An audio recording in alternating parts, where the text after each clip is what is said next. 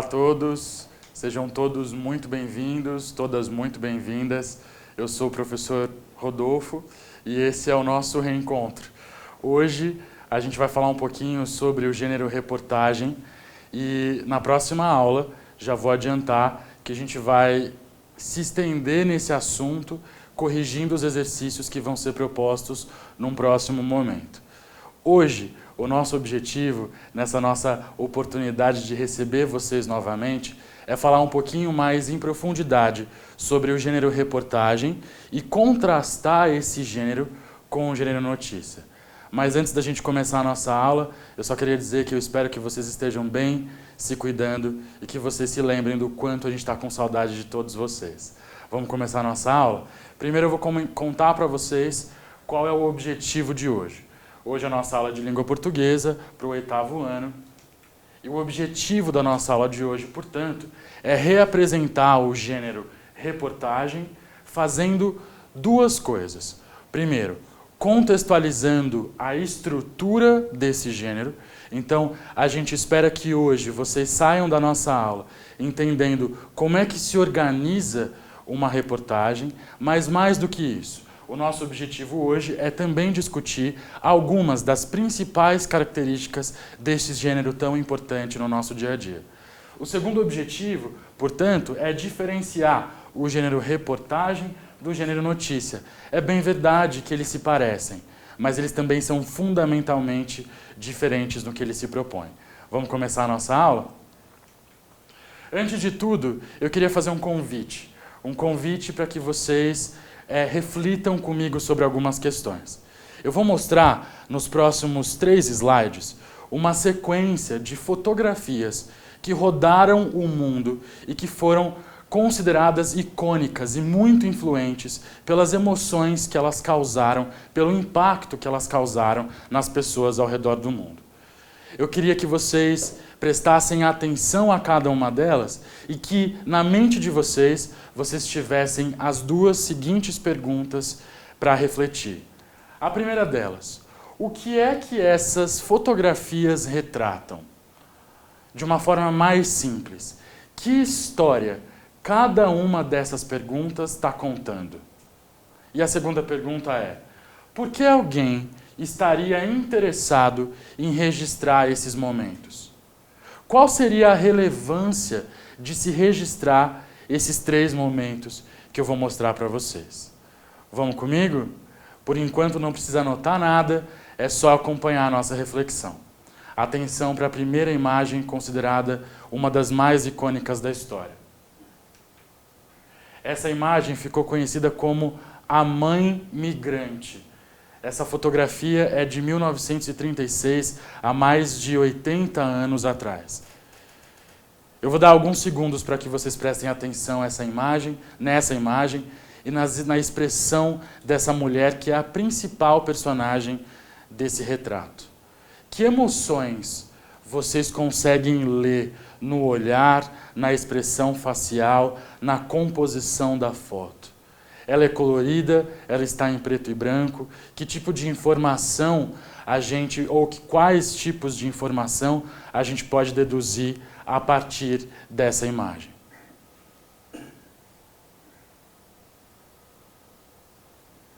Essa imagem, pessoal, foi tirada num contexto muito difícil da história dos Estados Unidos. Em 1929, houve a quebra da Bolsa de Nova York. E aí o que aconteceu foi que a economia dos Estados Unidos e a economia mundial sofreu uma recessão sem precedentes na história. E isso inaugurou um ciclo de pobreza e de dificuldade econômica para o país. Esse retrato é o retrato de uma família camponesa americana. Essa mulher tinha acabado de vender os seus últimos pertences para comprar os alimentos para sua família. Vamos para a próxima imagem? Lembrem-se de ter em mente qual o interesse por trás de registrar um momento como esse. A segunda imagem ficou conhecida na história como Um Homem na Lua. Essa fotografia foi tirada em 1969, no auge da disputa espacial entre Estados Unidos e a União Soviética. Quem chegava primeiro na Lua? E a gente teve esse registro do astronauta Neil Armstrong. A gente pode ver, por exemplo, que aqui na manga, no ombro da roupa, da vestimenta que ele está usando, a bandeira dos Estados Unidos. Por que será que era importante registrar esse momento? Por que será que alguém quis preservar essa memória? Que tipo de informações estão sendo transmitidas através dessa imagem? Vamos para a próxima? A próxima é uma imagem mais forte, então eu peço que vocês se concentrem nela e reflitam se vocês lembram dessa imagem. Essa imagem é mais recente, de 2015, e ficou conhecido como um menino sírio. O nome dele é Alan Kurdi. Essa imagem chocou a todos pela dimensão da tragédia que ela transmite. Um menino de apenas 4 anos, na margem, aqui na costa de uma praia, morto, afogado, quando a sua família tentava, em busca de segurança, cruzar aí um rio, fugindo da guerra no seu país. Por que será que essa imagem circulou o mundo? Por que será que ela emocionou tanta gente? Que tipo de informações ela nos comunica? Pessoal, depois desse exercício de reflexão, o que a gente pode concluir, e aqui eu peço que vocês lembrem de todos os momentos em que vocês escolheram registrar momentos na vida de vocês. A gente pode concluir que o nosso interesse, o interesse humano na arte de fotografar, se justifica ou pode ser explicado por essa nossa constante busca por registrar a vida e por preservar a memória. Se não houvesse a fotografia, por exemplo, a gente jamais teria conseguido imaginar essa família camponesa na década de 30 nos Estados Unidos. Ou se não houvesse a arte da fotografia, talvez a gente não conseguisse, com concretude, receber as informações sobre esse momento histórico, que foi o alcance tecnológico, o avanço tecnológico da humanidade capaz de enviar um homem para a Lua. E, ao mesmo tempo, sem a arte da fotografia, a gente não poderia, por exemplo, ter contato com denúncias sociais, como essa da tragédia da morte do menino Alan Kurdi e de tantos outros refugiados que ainda sofrem com os horrores da guerra. Inclusive, a guerra e os seus horrores foi tema da nossa primeira sequência de aulas, lembram? Portanto, o que eu queria que vocês entendessem nesse primeiro momento é que a fotografia nos meios de comunicação é muito importante também porque a fotografia é uma forma de dar informação. A gente chama esse trabalho de fotojornalismo. É possível, através de uma fotografia, contar uma história. Fotografias contam histórias. Fotografias dão informações. E o que isso tem a ver com os dois gêneros que a gente vai estudar hoje? Tanto reportagem quanto notícia utilizam com muita frequência o recurso da fotografia para enriquecer o seu texto, para enriquecer o seu material e aprofundar, portanto, a qualidade da informação. Agora, falando propriamente de reportagem, eu tenho mais uma pergunta para vocês. Existem alguns programas na televisão aberta que são conhecidos como programas de reportagem. Você já assistiu a algum deles? Você se interessa por algum deles? Em algum momento, o tema que eles iam abordar chamou a sua atenção? Alguns desses programas podem ser o Fantástico, famoso nas noites de domingo, o Globo Repórter, às sextas-feiras, o Conexão Repórter e o Profissão Repórter. Vocês já ouviram falar desses programas? Certo. Todos esses programas são programas de reportagem. Certo? Vocês vão entender o porquê disso já já. Mas vamos falar um pouquinho mais em profundidade sobre o que é reportagem? Então, nesse slide, eu queria que vocês refletissem comigo. O que é reportagem mesmo? E eu preciso que aqui vocês se concentrem nessas duas características fundamentais. A reportagem, pessoal, é um texto jornalístico e tem uma função social. A função social cumprida pela reportagem é dupla. Prestem atenção. A função social a ser cumprida pela reportagem é dupla. A primeira função da reportagem é informar o leitor, ou, no caso dos programas que eu mencionei no slide anterior, informar o telespectador. Mas não é só isso. A reportagem também procura apoiar os leitores ou os telespectadores no seu processo de formação de opinião. E aqui é o grande segredo para que você consiga diferenciar reportagem de notícia. É bem verdade que tanto reportagem quanto notícia abordam um fato ou um assunto e, portanto, procuram informar o seu público. As duas fazem isso. Mas a diferença da reportagem é que, ao contrário da notícia, a reportagem também analisa o fato.